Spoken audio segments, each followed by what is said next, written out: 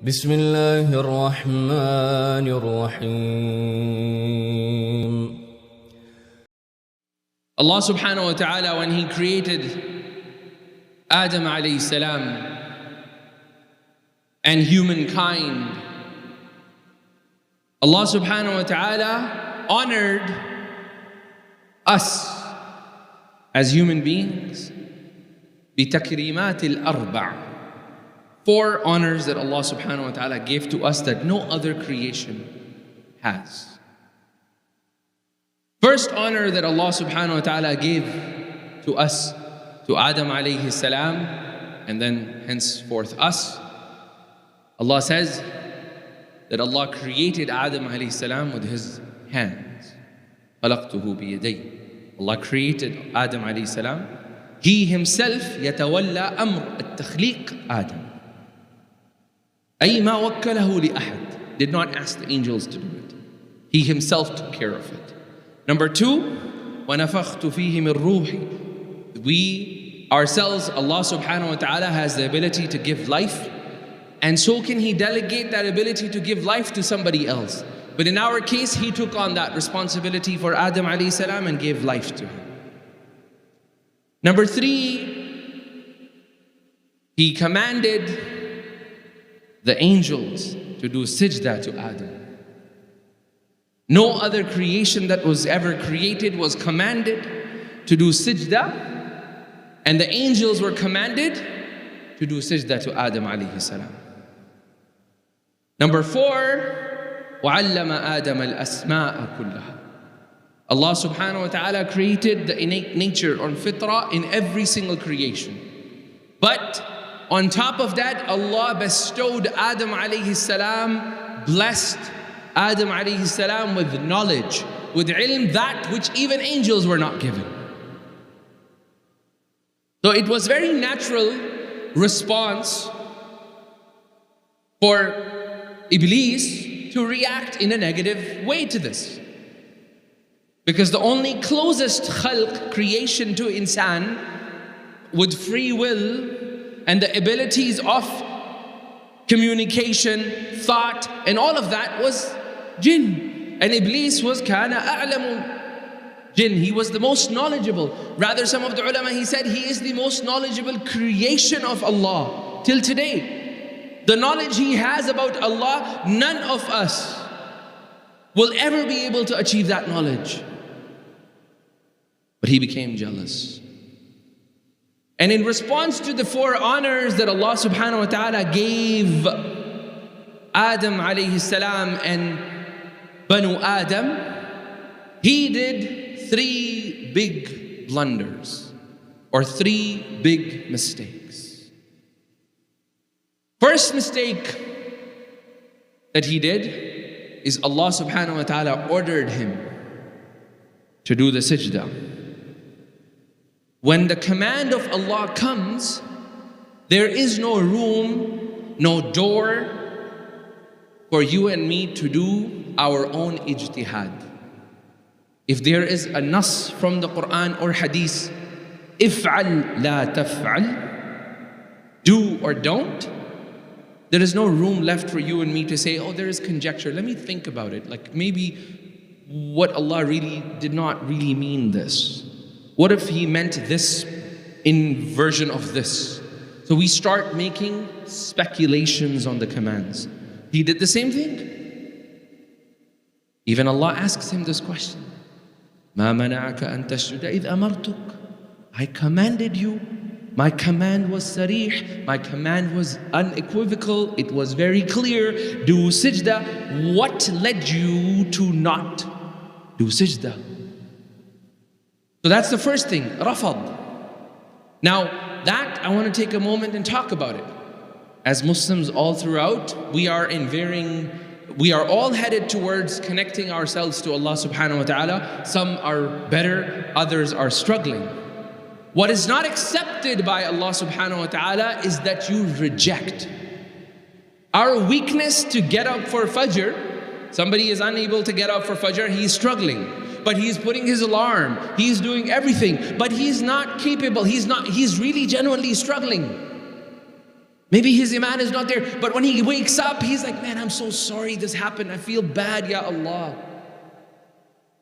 Allah subhanahu wa ta'ala is okay with that. He knows that you're struggling. What He wants from you is to get up and pray Fajr when you wake up.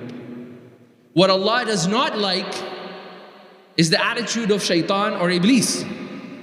Man, I don't really need to pray.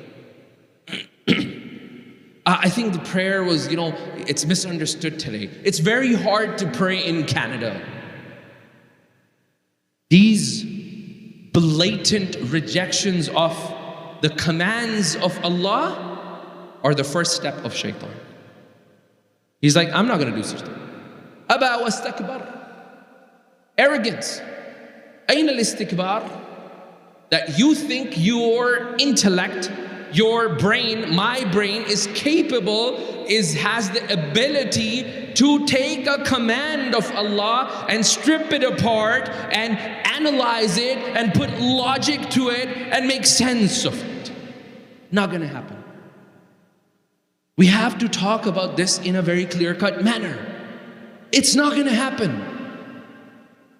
When the legislative authority, i.e. Allah subhanahu wa ta'ala, legislates something, yahkumu shay'an, when He commands something, He is not in need of giving you the illah behind it. What's the logic? What's the reason? Why? لماذا? العصر الذي نعيش فيها لماذا؟ كأننا أنداد مع Allah. We're like partners with Allah. Oh, well, you did make this decision? Tell me, why did you make this decision? None of us have that ability. Shaitan did the exact same thing. The second blunder that Shaitan did, which was even bigger, which was, according to many of the mufassirun, was the primary reason Allah kicked him out of that realm, and He distanced Himself and He distanced him from any mercy ever touching, any mercy of Allah ever touching him. And that thing, that sin was tabrirul ma'siyah. Ana ubarrir ma'siyati. Ana la ahtajib li'anni kada wa kada wa kada. Ana ma af'al kada la usalli because واحد اثنين ثلاثة. When we do these tabrirat, these speculative justifications to the sin that we do, that becomes the ultimate source of you being distanced from the mercy of Allah subhanahu wa ta'ala. And that's exactly what Shaitan did. Barrara ma'a. What did he say? Ana khayrun minhu. I am better than him. Logical argument. I am better than. Ana afdal. Kayfa yakunu wahid afdal yasjudu liman dunahu. How can I am better than him? How can I make sajda to something that is below me? Logically does not make sense to me, O Allah. What did he do in this? He actually took the command of Allah and said, Oh Allah, in other words, Oh Allah, your command that you're giving me, that don't do this or do this, is void of any wisdom and hikmah. You don't have absolute knowledge. Hence I need to present a logical argument to you for you to understand why I can't practice this. And this is what we're facing.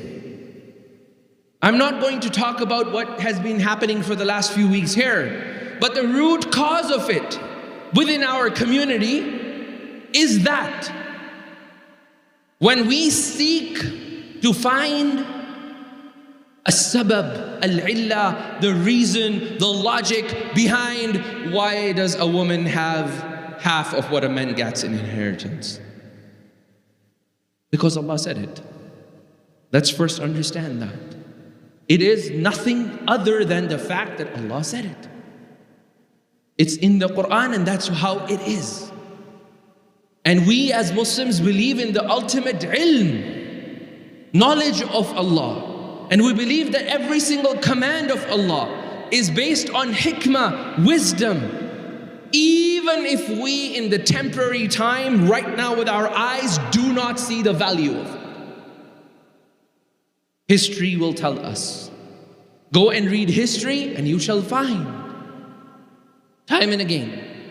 But when we So notice, he gives this tabrirat, he gives this logical argument. Did Allah subhanahu wa ta'ala engage in this argument with him? He doesn't. He does not engage in the argument with Iblis. Whereas if there was anybody that had the capability to rebuttal this argument of Iblis, it was who? Allah subhanahu wa ta'ala.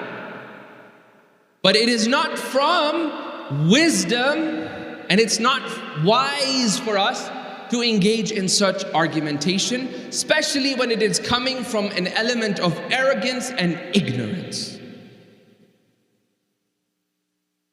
So that's the second mistake that he made.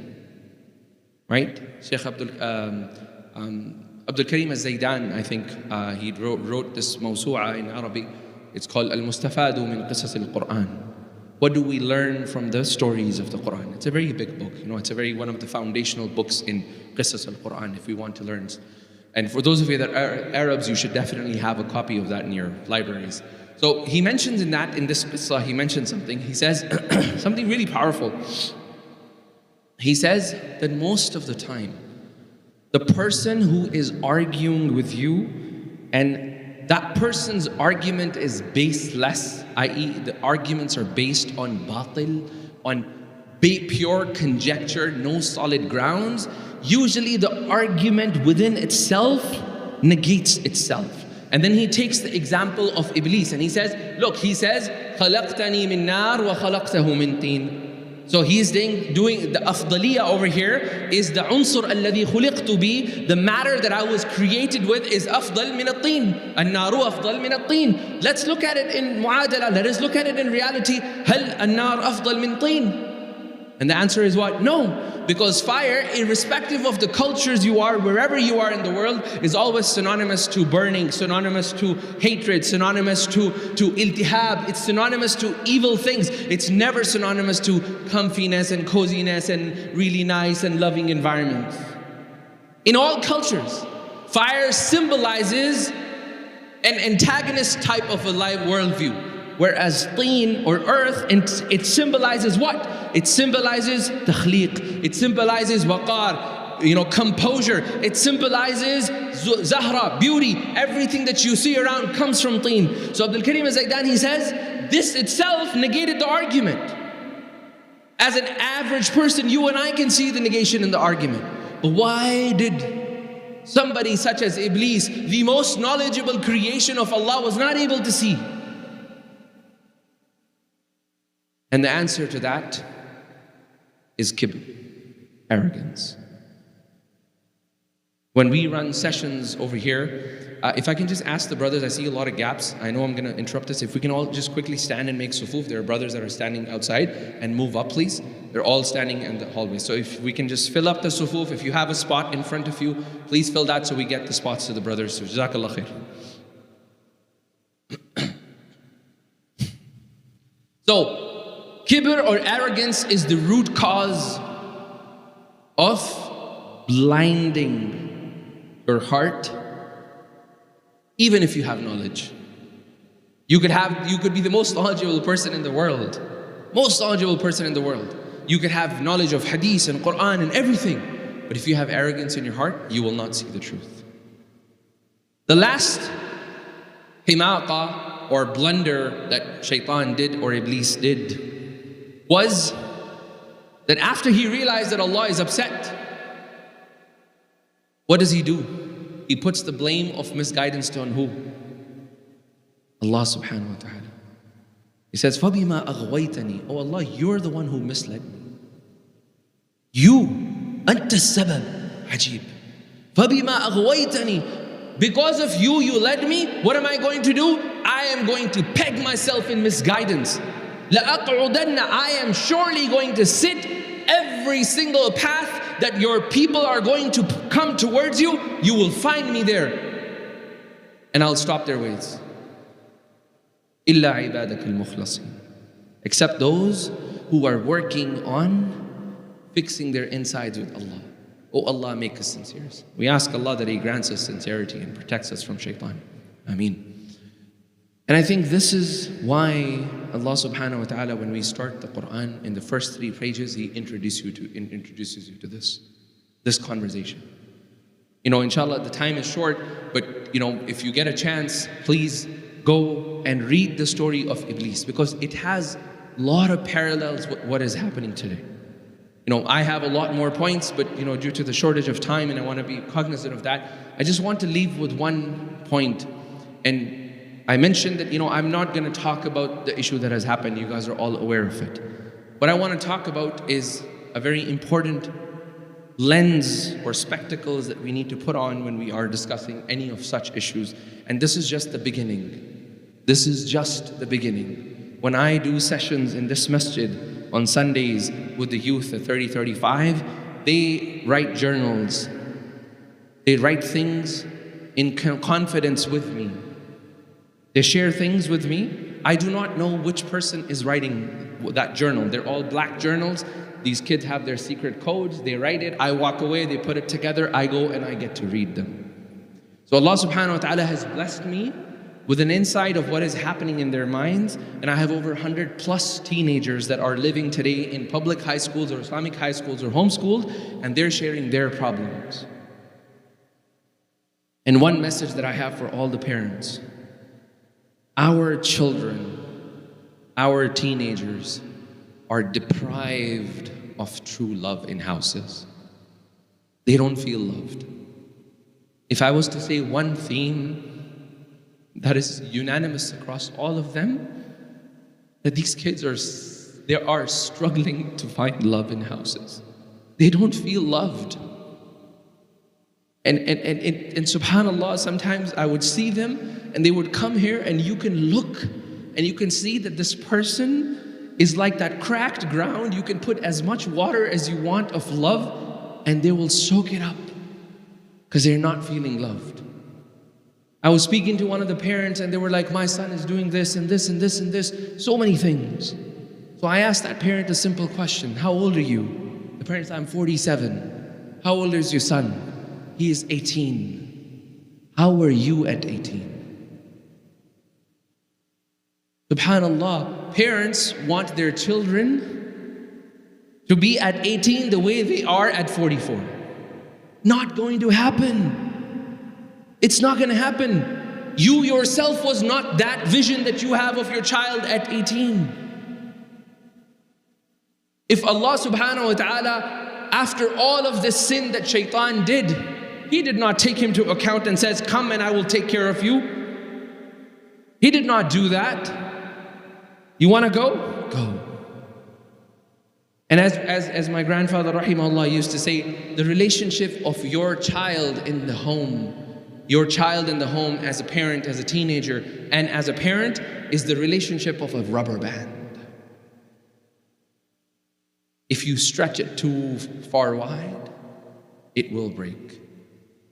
And as a parent, you need to understand that when the child is running away, the worst thing you can do as a home, as a family, is to run in the opposite direction from the child. Because you're going to snap that relationship bond. And when that bond is snapped, then those of you that have been through that, police is called, child services is called, all of this is called. You need to understand that that bond, the child doesn't know better. We are the more sane, knowledgeable, experienced. As he propels away, you make sure that you're with him, so that that rubber band relation doesn't break. Here's the beauty of rubber band. As far as he keeps going, eventually that child is going to get tired and he's just going to snap back. Sometimes it'll take 1 year, sometimes it'll take 2 years, sometimes it'll take 8 years. You as parents, me as a parent, I am a parent of 3 teenagers. 5 things you must provide unconditionally. Love. Unconditional. When they become baligh, when they become fully responsible in the eyes of Allah subhanahu wa ta'ala, you're not held responsible for their sin. You're held responsible to making sure that the environment you provide them is safe. That's number 1, unconditional love. Number 2, unconditional food. Food is a necessity of life. You're not going to say, I'm going to cut your food off. 3, shelter. As a parent, as a father, as an ab, this is a wajib on you to provide shelter. clothing. Number 4. Number 5, space. If the child needs some space, some time, give him that space. Don't come on his head and say, do this and do that. Now, 90% of this behavior that we're seeing in our society and the child's being attracted towards a new form of relationships that we were being suffering from, the root cause of it, the root cause is in the house. The child is not feeling loved. Every action of theirs is questioned. The last khutbah that I came, I was going on the way out, a sister came to me. She says, I have an issue. What's wrong, sister? I have an issue. My daughter does not make wudu. I'm like, how do you know? She's like, I go and I check the sink. Ajib. Ajib, wallah. And then I make sure that, I see the mat is not wet. And she's like, she has detailed investigation on her daughter. Do you think the daughter doesn't know? She knows. And do you think that behavior is going to help that child? No, it's not. If we're really concerned about your child and my child, wallahi, when you leave from this masjid, before you leave, pray to Allah 2 rak'ahs. Allahumma hadi. Allah guide him. Because you and I can't guide. If Nuh alayhi salam could not guide, you and I can only tell. But at the end of it, it's Allah who guides. You are required to love.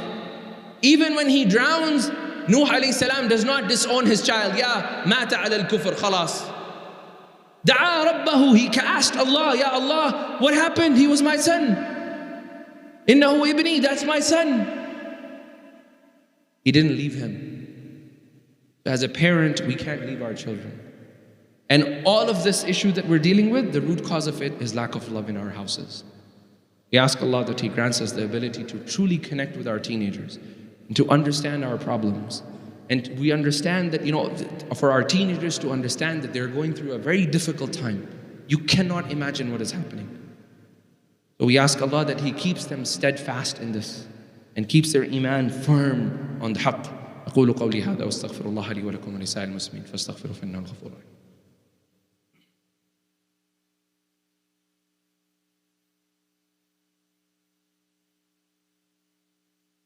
Bismillah walhamdulillah wa salatu wa salam ala man la nabiyya ba'da. And then we ask Allah subhanahu wa ta'ala that He grants all of us the ability to truly connect with Allah subhanahu wa ta'ala. We ask Allah that He grants us the ability and grants us the wisdom required to deal with these challenges. We ask Allah subhanahu wa ta'ala that He strengthens the iman of every single child that goes to a public school system or university. And we ask Allah that Allah shows them what is right, and Allah guides them to that which is right and protects them from that which is evil. We ask Allah that the company that our children hang out with, that Allah unifies that company and that company becomes the company of Salihin. And we ask Allah that if any of our friends have bad company, that Allah distance them from whichever way possible in His hikmah from that bad company. And we ask Allah that these centers, they get filled. I get so happy when I see so many young people, that these centers, they get filled with younger generation coming to this masjid. And we ask Allah that the wisdom that our elders have that are sitting in the front lines, that wisdom is transferred to that younger generation so we can grow the next generation even stronger, inshaAllah.